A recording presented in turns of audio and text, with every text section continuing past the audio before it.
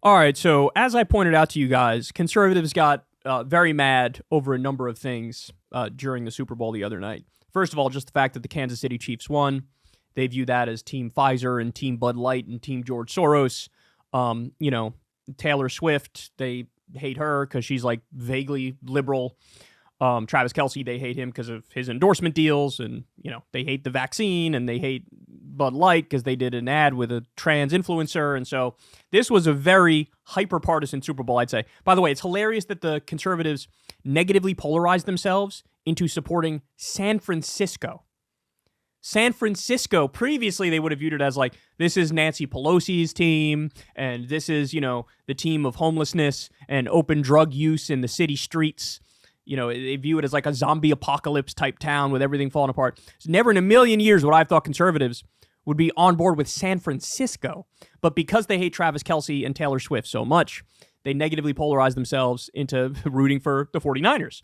So anyway, they were pissed off because, of course, the Kansas City Chiefs came back and won in a pretty wild fashion.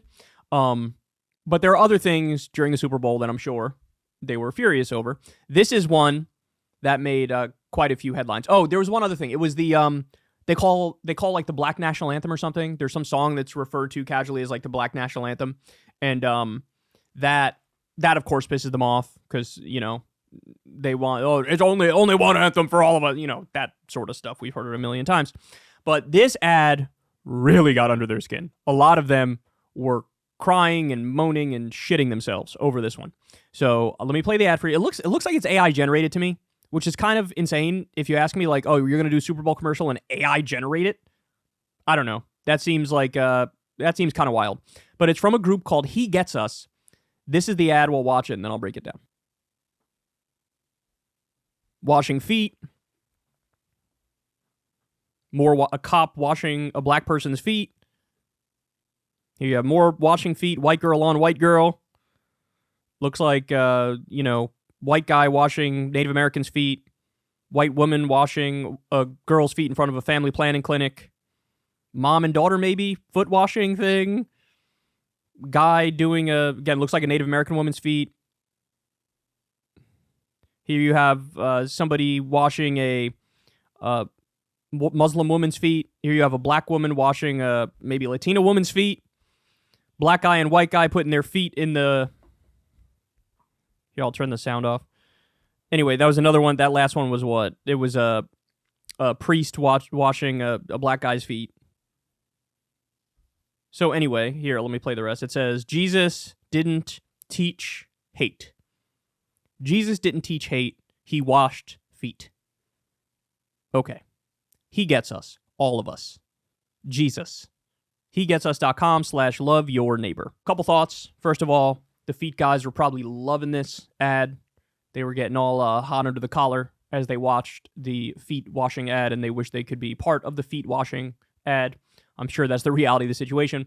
But, you see this, and the first thing you go is, well, what the hell is this group? He Gets Us. And I think, correct me if I'm wrong, guys, but I think this group often does Super Bowl ads, and we may have even talked about the previous one that they did last year, the year before as well. And so I looked it up. He Gets Us is an American religious advertising campaign by the Servant Foundation, a nonprofit funded primarily by anonymous donors. By the way, that's a lot of money to get from anonymous donors, because this ad had to cost, how long was it? Was it 30 seconds or a minute? It was a minute, so it was like $14 million or something like that. I know the 30-second ads are $7 million. I'm just guessing that the minute-long ones are $14 million. I don't know, honestly, but it's got to be a lot of money. First launched in 2022, the campaign's stated goal is to reintroduce people to the Jesus of the Bible. Its campaigns are designed to cater to younger demographics and religious skeptics via allusions to present-day social movements with an emphasis on values such as inclusion, compassion, and radical forgiveness. At least $100 million was initially spent on the campaign, which has included billboards, sponsor placements, and television commercials. The campaign aired multiple spots during the 2022-2023 NFL playoffs, including 2 during the Super Bowl, so I was right about that. He Gets Us has faced criticism over the extensive spending by the campaign, its donor support of anti-abortion and anti-LGBT groups, and disputes over claims that the campaign is apolitical. Okay. So, they claim to be apolitical, but, Apparently, they've also donated money in support of anti-abortion groups and anti-gay groups, which, unfortunately is kind of par for the course for a lot of Christian organizations. What's interesting to me is the discrepancy between funding the right-wing social causes, anti-abortion, anti-gay, but also seemingly preaching the love, compassion, radical forgiveness type stuff that they did in this ad and that they've done in other ads, where they're trying to, at least that core part of Jesus's philosophy, they're at least trying to push that out there as like, this is what the real Jesus is about. He is about forgiveness. Nobody's above him. He's washing the feet of the rejected from society, et cetera, et cetera. So it's interesting because usually, you guys know this, usually if you get a right-wing Christian group, they're right-wing across the board. And they would be like, we hate welfare, we hate Medicare and Medicaid, we want to cut money for the poor, pull yourself up by your damn bootstraps. But to be fair, those right-wing Christian groups, they're not really embodying the main message of Jesus of the New Testament, right? They're not.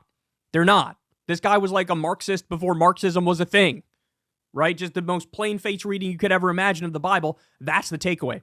So it's a weird group. Right-wing on the social issues, but seemingly actually preaching, hey, forgive people, nobody's above you, be kind, wash feet, et cetera, et cetera, et cetera, right? So very bizarre. So why is the right pissed off? Honestly, I don't know. Is it the fact that in some instances you had like a cop washing a black person's feet or a Muslim woman's feet getting washed, or I don't know. I mean, I heard like Tommy Lauren came out and said, so I guess Christians are just supposed to wash feet or something like that. Like, yeah, yeah, that's right. Jesus is supposed to be, I love everybody, I'm going to take care of everybody, the poor, the downtrodden, the displaced, the rejected by society. I'm here, I'm going to help out. That's his whole thing. Very anti-rich, very, very clearly anti-rich. And so why are they pissed off? I don't know, man. They get pissed off at fucking everything. Because nominally, this is a group they should support. Why? I just told you. The group's anti-abortion. The group's anti-gay. They're at least trying on, being kind to others by, like, trying to embrace parts of Jesus' message there, right? They should love this group, but they don't. Why? Because they don't like the, hey, be kind to others. Hey, look out for other people. Hey, you're not above washing some poor person's feet or whatever. I think that's why they're pissed off. And it's just, I don't get it, man. They get pissed off at everything, drives them crazy. Everything. They lose their mind. It's just on a hair trigger. They're the biggest snowflakes in the world. Now, by the way, at the end of the segment, I'm coming full circle now to make my point of disagreement. Obviously, I hate that this group is anti-abortion and anti-gay. I hate that. The messages in this ad, not necessarily bad messages. But hold on now. If you spent like $14 million on this ad, and you're a Christian group, couldn't that $14 million have gone to putting a roof over the heads of homeless people in this country? How many homeless people could you have given shelter with that money? How many poverty-stricken children who are hungry could you have given a meal to with that money? How many net real-world material beneficial things could you have done for struggling people with the money that you blew on a minute-long Super Bowl ad where you got a bunch of shit from people anyway? So that's the part that gets me, right? That's the part that gets me. You want to be, we're super Christian. We want to look out for people. We preach radical forgiveness and kindness and all that stuff. And it's like, well, then take that $14 million or however much you spent on that ad and put it towards something that will actually materially help people. Keep somebody warm for a night. Put a food in the belly of somebody who put some food in the belly of somebody who desperately needs it. Right? We have like 40% of this country has medical debt. Medical debt is the number one cause of bankruptcy. You know how much debt you could wipe out for that with that $14 million? You could wipe out a lot of medical debt for a lot of people. That seems more Christian to me than your little virtue signal ad that you put out there. So in a weird way, I'm with the conservatives in the sense that, like, it's misaligned priorities to run this ad. right? Like it makes no sense. You shouldn't do it, right? You shouldn't do it. But the reason I'm mad about it is totally different from them. I'm pissed because you could take that money and put it towards something that actually helps people.